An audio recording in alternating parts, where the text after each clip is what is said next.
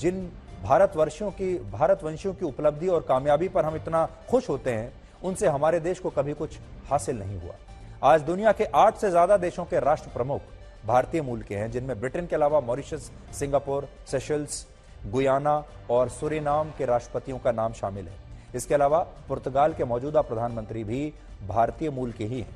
आज पूरी दुनिया में भारतीय मूल के लोगों की आबादी भारत से बाहर 3 करोड़ से ज्यादा है, जिनमें 200 से ज्यादा प्रभावशाली लोग 15 देशों की सरकारों में बड़े बड़े संवैधानिक पदों पर बैठे हैं और इनमें अमेरिका की उपराष्ट्रपति कमला हैरिस भी है। यहां बात सिर्फ राजनीति की नहीं है। आज अलग अलग क्षेत्रों की दुनिया की 500 सबसे बड़ी मल्टीनेशनल कंपनियों में से 58 बड़ी कंपनियों के सीईओज भारतीय मूल के हैं और इन कंपनियों में बड़ी बड़ी कंपनियां हैं, अल्फाबेट, ट्विटर, माइक्रोसॉफ्ट, IBM, इस तरह की कंपनियां हैं। यानी अगर आप देखेंगे तो आज भारतीय मूल के लोग न सिर्फ बड़े बड़े देशों की सरकारों को चला रहे हैं, बल्कि बड़ी बड़ी कंपनियों का नेतृत्व भी कर रहे हैं। लेकिन इसके बावजूद भारत को इनसे आज तक कुछ ज्यादा हासिल नहीं हुआ। इसके पीछे एक बड़ा कारण है। इन लोगों से हमारा नाता सिर्फ इतना रहता है कि ये भारत से आते हैं, इनका संबंध भारत से है, लेकिन इसके अलावा इन्हें बनाने में, इन्हें उनके पद तक स्थापित करने में भारत का या हमारा कोई खास योगदान नहीं है। यानी इन लोगों को हम अपनी सॉफ्ट पावर के तौर पर इस्तेमाल नहीं कर सकते और हम कर भी नहीं पाए। इस बात को आप एक स्टडी के जरिए समझिए। वर्ष 2018 में ब्रिटेन के एक थिंक टैंक जिसका नाम है हायर एजुकेशन पॉलिसी इंस्टीट्यूट, उसने सॉफ्ट पावर इंडेक्स रिपोर्ट जारी की थी, जिसमें यह बताया कि दुनिया के 60% से ज्यादा प्रधानमंत्री, राष्ट्रपति और राजाओं महाराजाओं ने अपनी उच्च शिक्षा या तो अमेरिका में हासिल की या फिर वो ब्रिटेन की यूनिवर्सिटीज में पढ़ने के लिए गए। इस रिपोर्ट में तब यह लिखा था कि दुनिया के 53 देशों के 58 राष्ट्राध्यक्षों ने अमेरिका में, 52 देशों के 57 राष्ट्राध्यक्षों ने ब्रिटेन में, फ्रांस में 40, रशिया में 10, ऑस्ट्रेलिया में 9 और भारत में सिर्फ 3 देशों के राष्ट्राध्यक्षों ने शिक्षा हासिल की है। यानी ज्यादा जो आप देखिए, अमेरिका और ब्रिटेन दुनिया के कम से कम 100 से ज्यादा देशों के जो राष्ट्राध्यक्ष हैं, या तो वो अमेरिका में पढ़े हैं या ब्रिटेन में पढ़े हैं। इनमें भूटान के राजा और वहां के प्रधानमंत्री के अलावा म्यांमार की पूर्व नेता आंग सान सूची शामिल हैं, जो भारत में पढ़ी हैं।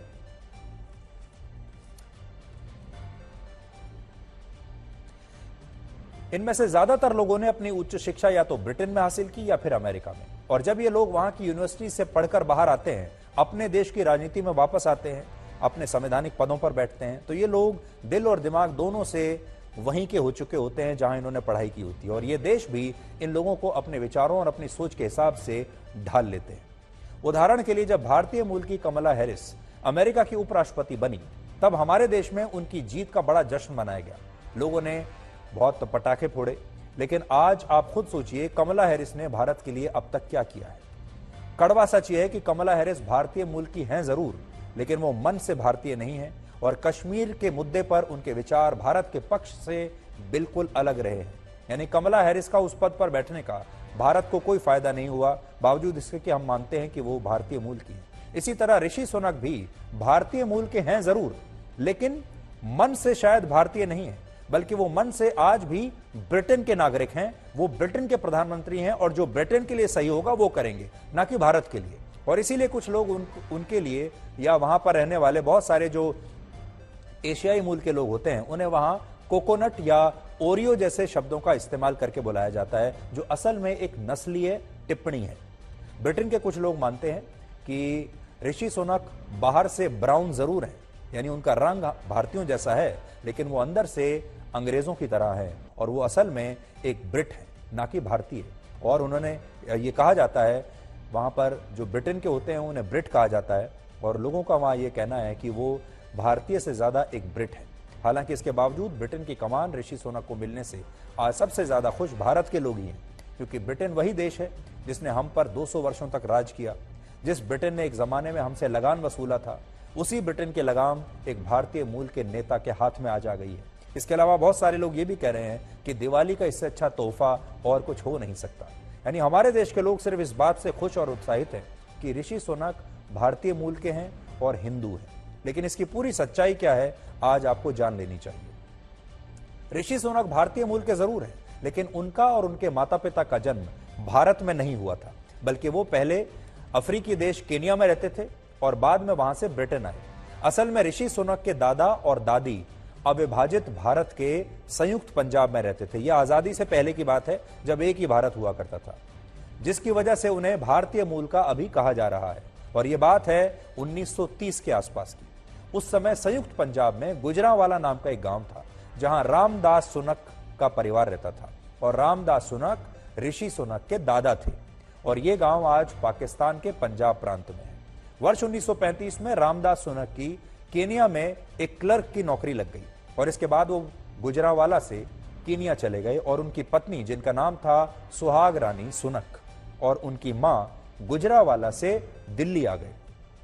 इसके 2 साल बाद यानी 1937 में उनकी पत्नी और परिवार के बाकी सदस्य भी केनिया शिफ्ट हो गए और इसके बाद कई वर्षों तक ऋषि सुनक के दादा और दादी केनिया में रहे। उनके दादा की कुल 6 संतान थी, जिनमें से 3 बेटे थे, 3 बेटियां। और ऋषि सुनक के पिता यशवीर सुनक भी उन्हीं में से एक थे, जिनका जन्म वर्ष 1949 में केनिया की राजधानी नैरोबी में हुआ और वो वर्ष 1966 में पहली बार मेडिसिन की पढ़ाई करने के लिए इंग्लैंड चले गए। और इसके अलावा ऋषि सुनक के जो नाना और नानी हैं, वो भी अविभाजित भारत के संयुक्त पंजाब में थे, लेकिन बाद में उनके नाना रघुबीर बैरी को तंजानिया में एक रेलवे इंजीनियर के पद पर नौकरी मिल गई और उनका परिवार भी आजादी से पहले ही भारत छोड़कर तंजानिया शिफ्ट हो गया। बड़ी बात यह है कि बाद में ऋषि सुनक की नानी इंग्लैंड जाना चाहती थी और इसके लिए उन्होंने अपनी शादी के सारे गहने भी बेच दिए थे और फिर वो इंग्लैंड चली गई। इसके बाद में उनकी बेटी, जिनका नाम था उषा, उनकी मुलाकात 1972 में ऋषि सुनक के पिता यशवीर सुनक से हुई और वर्ष 1977 में दोनों का विवाह हुआ और इसके 3 साल बाद 1980 में इंग्लैंड के साउथहैम्पटन में ऋषि सुनक का जन्म हुआ।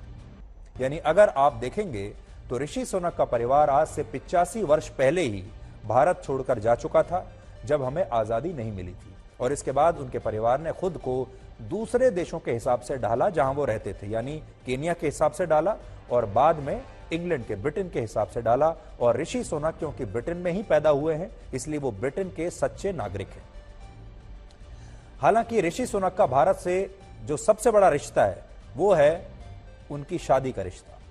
उनकी शादी अक्षता मूर्ति से हुई, जो भारत की मशहूर सॉफ्टवेयर कंपनी इन्फोसिस के संस्थापक NR नारायण मूर्ति की बेटी हैं। यानी भारत में ऋषि सुनक का ससुराल भी है और वो अक्सर अपने परिवार के साथ यहां आते रहते हैं। आज इन्फोसिस जो कंपनी है, उसकी टोटल नेटवर्थ 6 लाख करोड़ है और इसके अलावा आज ऋषि सुनक की गिनती भी ब्रिटेन के सबसे अमीर लोगों में होती है। आज ऋषि सुनक और उनकी पत्नी अक्षता मूर्ति के पास लगभग 7,000 करोड़ रुपए की संपत्ति है, जबकि ब्रिटेन के महाराजा किंग चार्ल्स III और उनकी पत्नी कैमिला के पास 3,314 करोड़ रुपए की संपत्ति है। आप कह सकते हैं कि ब्रिटेन के नए प्रधानमंत्री ब्रिटेन के राजा से, उनके रॉयल फैमिली से भी ज्यादा अमीर हैं। इसी साल मई 2022 में ब्रिटेन के 250 सबसे अमीर कपल्स की एक सूची जारी हुई, जिसमें ऋषि सुनक और उनकी पत्नी को 222वां स्थान मिला था। ब्रिटेन में ऋषि सुनक की छवि एक बैंकर की है। वो राजनीति में आने वाले से वहां के 2 प्रतिष्ठित बैंक आने से पहले वहां 2 बड़े बैंकों में बड़े पदों पर काम कर चुके हैं और उन्होंने अपनी एक इन्वेस्टमेंट कंपनी भी शुरू की थी। इसके अलावा जो लोग उनके भारतीय मूल का होने पर खुश हो रहे हैं, उन्हें यह पता होना चाहिए कि ऋषि सुनक ना तो भारत में पैदा हुए, ना उनकी शिक्षा भारत में हुई। उन्होंने दुनिया की 2 सबसे प्रतिष्ठित यूनिवर्सिटीज में पढ़ाई की है, जिनमें एक है लंदन की ऑक्सफोर्ड यूनिवर्सिटी और दूसरी है अमेरिका की स्टैनफोर्ड यूनिवर्सिटी, जहां से उन्होंने MBA किया और ये दोनों ही दुनिया की सबसे बड़ी यूनिवर्सिटीज मानी जाती हैं। ऋषि सुनक हिंदू समुदाय से आते हैं और बड़ी बात यह है कि वो एक ऐसे नेता हैं जिन्होंने अपने धर्म को कभी भी शर्मिंदगी का विषय नहीं माना। यहां ये आप उनसे सीख सकते हैं और यही वजह है कि आज जब उन्हें ब्रिटेन का प्रधानमंत्री बनाया गया तो वहां के लोग ये कह रहे हैं कि अब एक हिंदू ब्रिटेन की सरकार चलाएगा। ऋषि सुनक उन चुनिंदा नेताओं में से एक हैं जिन्होंने ब्रिटेन के सांसद के पद की शपथ हिंदू धार्मिक ग्रंथ भगवत गीता के ऊपर हाथ रखकर ली थी।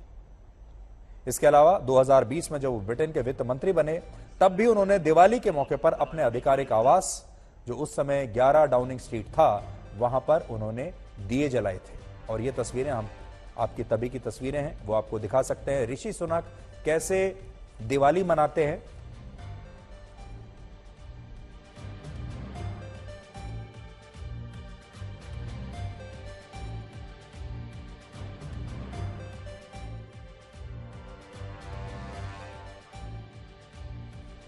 और इस साल जन्माष्टमी के मौके पर भी उन्होंने अपने परिवार के साथ लंदन में एक मंदिर में वो गए थे और इसके बाद वहां हिंदू धर्म की मान्यताओं के अनुसार उन्होंने गाय की पूजा भी की थी।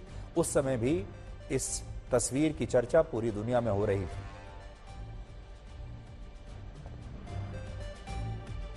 इसके अलावा आज जब वो ब्रिटेन के महाराजा से मिलने के बाद प्रधानमंत्री आवास पर पहुंचे तो उनके हाथ में एक कलावा बंधा हुआ था। ये तस्वीर भी अभी हम आपको दिखाते हैं और आप उसे देख पाएंगे। उनके हाथ में एक कलावा बंधा हुआ है जो कि हिंदू अक्सर अपने हाथ में बांध कर रखते हैं।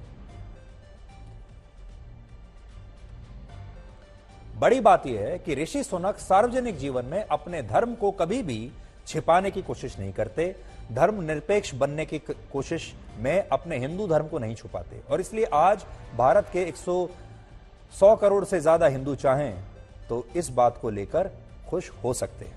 अब वो भारत के लिए कुछ करें या ना करें यह अलग बात है। दिलचस्प बात यह है कि ऋषि सुनक जब ब्रिटेन के प्रधानमंत्री बने तो बहुत सारे लोगों ने भारतीय क्रिकेटर आशीष नेहरा को बधाई देनी शुरू कर दी, क्योंकि लोग ऐसा यहां कह रहे थे कि आशीष नेहरा और ऋषि सुनक हूबहू एक जैसे दिखते हैं और भारत में इसे लेकर काफी मीम बन रहे हैं। लोग बहुत मजा ले रहे हैं इस बात का और ये दोनों की तस्वीरें एक साथ लगाकर लोग एक दूसरे के साथ शेयर कर रहे हैं, जिसमें आप भारतीय क्रिकेटर आशीष नेहरा और ऋषि सुनक की तस्वीर आप देखेंगे तो दोनों में बहुत समानताएं हैं।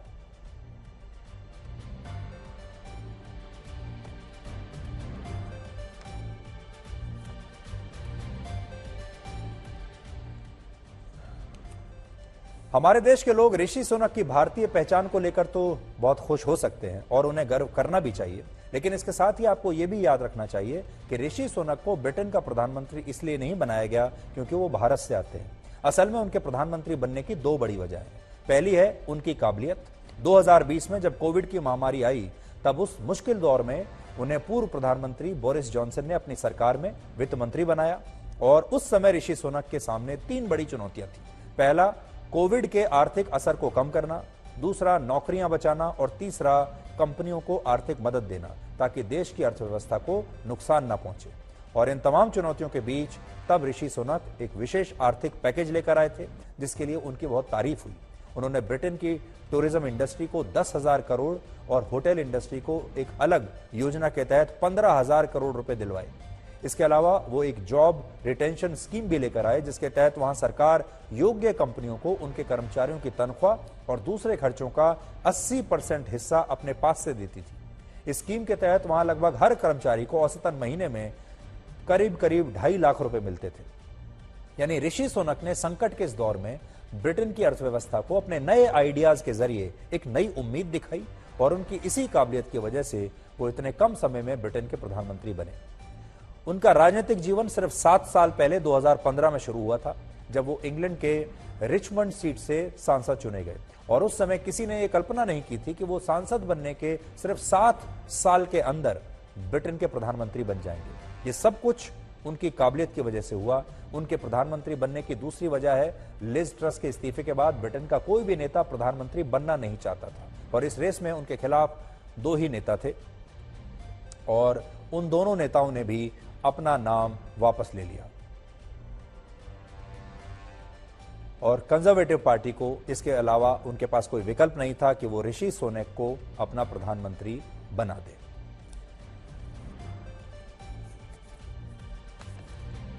वर्ष 1947 में जब ब्रिटेन की संसद में भारत की स्वतंत्रता पर बहस कराने के लिए एक प्रस्ताव लाया गया तब ब्रिटेन के पूर्व प्रधानमंत्री विंस्टन चर्चिल ने भारत को लेकर एक बड़ा विवादित भाषण दिया था। आज आप सबको वो भाषण जरूर याद करना चाहिए। उन्होंने कहा था, अगर आज भारत जैसे देश को आजादी दे दी जाती है तो इससे इस देश की सत्ता ऐसे लोगों के हाथों में चली जाएगी जो पापी, बदमाश और लुटेरे होंगे। भारत के नेताओं के पास शासन करने की क्षमता नहीं है और वो किसी भूसे के समान होंगे। ये तमाम नेता मीठी जुबान और मूर्ख दिल वाले होंगे जो सत्ता के लिए आपस में लड़ेंगे और इस झगड़े में एक दिन भारत पूरी तरह समाप्त हो जाएगा और इसके बाद एक दिन ऐसा आएगा जब भारत में हवा और पानी पर भी टैक्स लगेगा। अब सोचिए, आजादी के 75 वर्षों के बाद समय का जो चक्र है उसने स्थिति को बिल्कुल पलट दिया है। आज ब्रिटेन की वो नौबत आ गई है कि वहां हवा और पानी पर भी टैक्स लगाने की नौबत है। इतनी राजनीतिक अस्थिरता है। चर्चिल ने जो भारत के लिए बात सोची थी, जो भारत के लिए उन्होंने कल्पना की थी, वो आज उनके अपने देश पर सही साबित हो रही है।